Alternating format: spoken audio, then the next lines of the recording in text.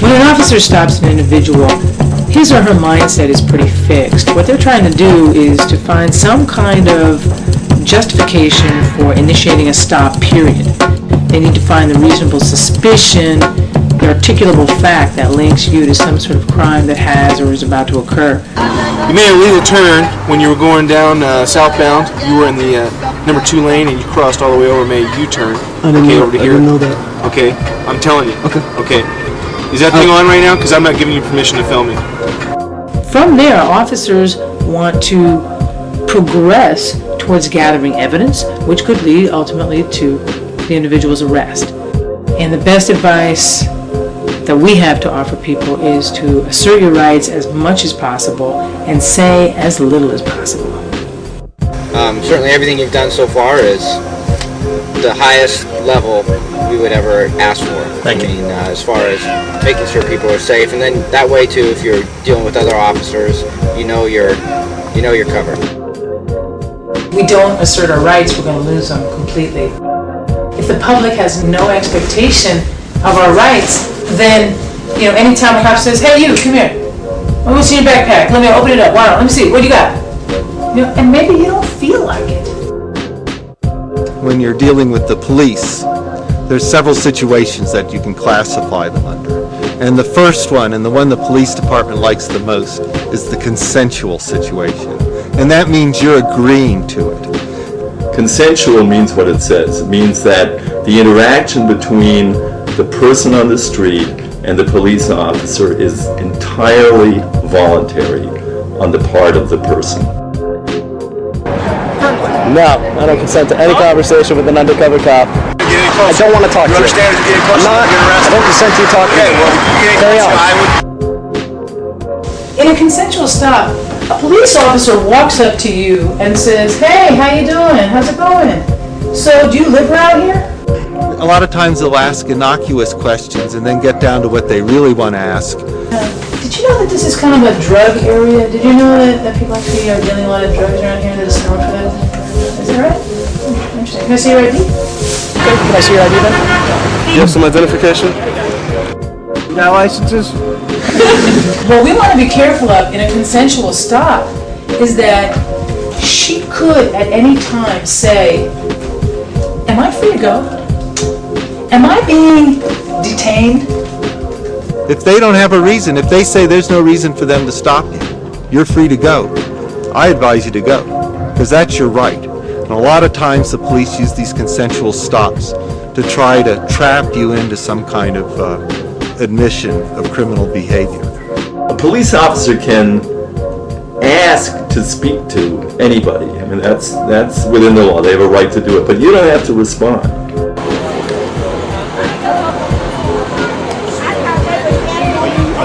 Drug dealers too. I don't consent to this conversation, officer.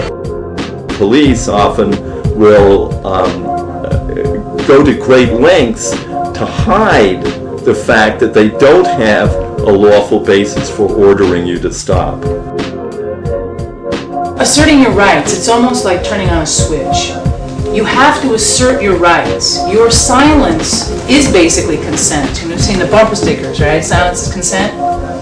Especially true when you're accosted by a police officer.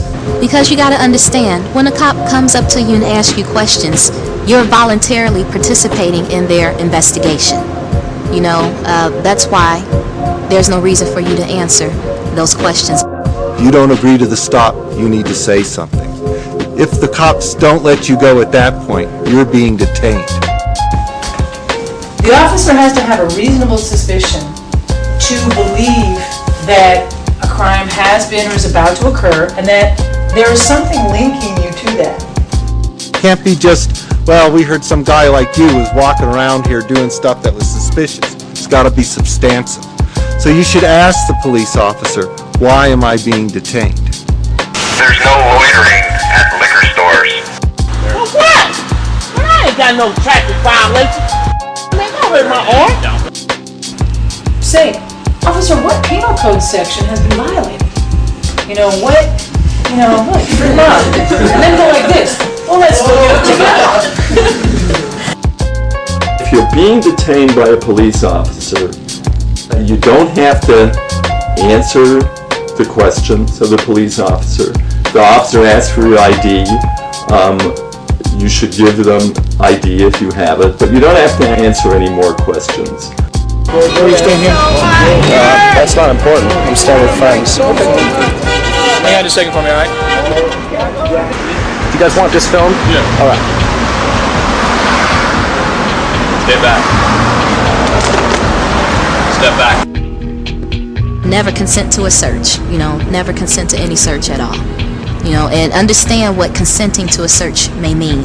For instance, in a detention, there's going to be a pat search for officer safety reasons. What that means is that if an officer has to spend time discussing with you and investigating you, that the court and law feels that it's okay for them to do a search of the exterior of your clothing. But that's supposed to be an outside the clothes general search that's supposed to allow the officer to know that you're not carrying a weapon. He's not supposed to put his hands in your pockets. He's not supposed to put his hands in your backpack. If that happens, don't resist physically, but repeat again that you're not agreeing to this search. Now, they can handcuff you and hold you for a period of time during a detention, because that's supposed to give the officers an opportunity to do a mini investigation to see if they can substantiate the reasonable suspicion. It's not supposed to be an opportunity for them to search you or harass you or find out who all your relatives are and where they live. If they try that, the best thing to do is to stop talking. A lot of times an officer will stop an individual, and what's important for us all to know is that we don't have to give our consent to a search. I don't got any weapons. I don't know you. The officer's job is to try to gather as much evidence as he or she possibly can to use against you. I'm not giving you permission to be doing this to me. You understand? Excuse me, could you tell me why you're searching this? Thank you. Thank you. Oftentimes, their best source of evidence is us. And if we just learn to remain silent and just only give officers the information that they have to have, I think we'll all fare better. Sir. Hello.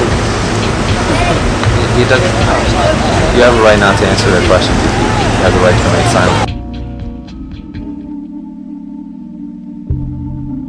You may not be moved from the general area where you are as part of a detention. If you're placed in a police car and driven to a police station, you're in custody. You are not being detained. That has become an arrest.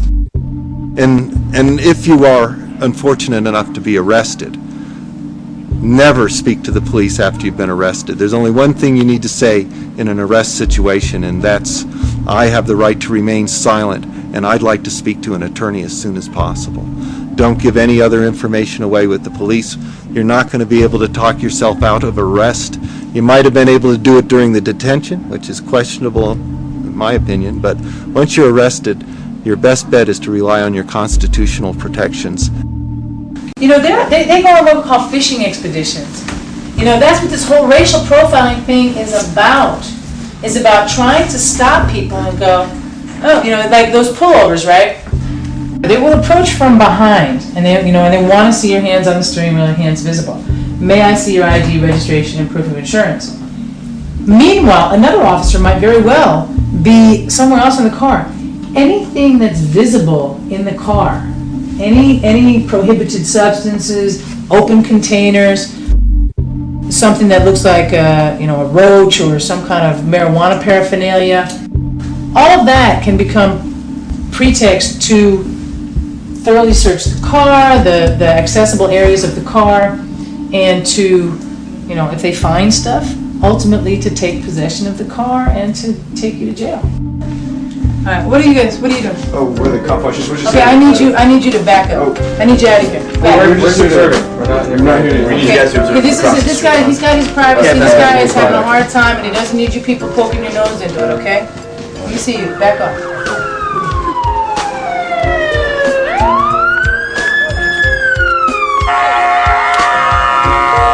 If you're arrested by a cop and you haven't done anything, you're likely to be really angry, and rightly so. Help me! Don't move. Help me! Stay down.